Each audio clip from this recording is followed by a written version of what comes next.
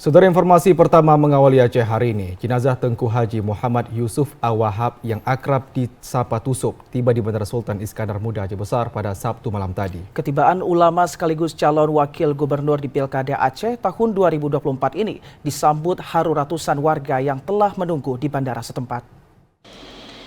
Pesawat yang membawa jenazah almarhum Tusuk tiba di Bandara Sultan Iskandar Muda Aceh Besar pada pukul 19.00 waktu Indonesia Barat, usai lepas landas dari Bandara Soekarno-Hatta pada Sabtu sore sekitar pukul 16.30 waktu Indonesia Barat.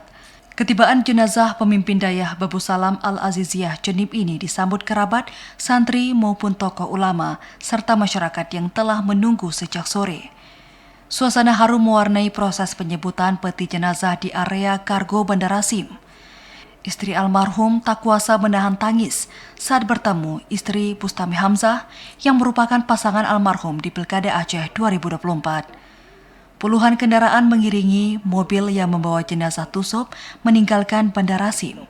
Almarhum meninggal di Rumah Sakit Brawijaya, Jakarta Selatan setelah sempat menjalani perawatan akibat penyakit yang diderita.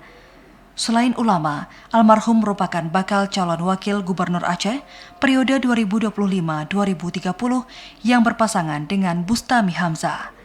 Keduanya mendaftar ke KIP Aceh pada 29 Agustus lalu dan telah menjalani serangkaian tes, baik kesehatan maupun uji baca Al-Quran yang menjadi syarat.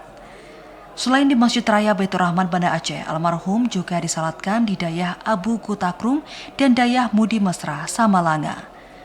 Dari Aceh Besar, Arman Konadi, TVRI Aceh melaporkan.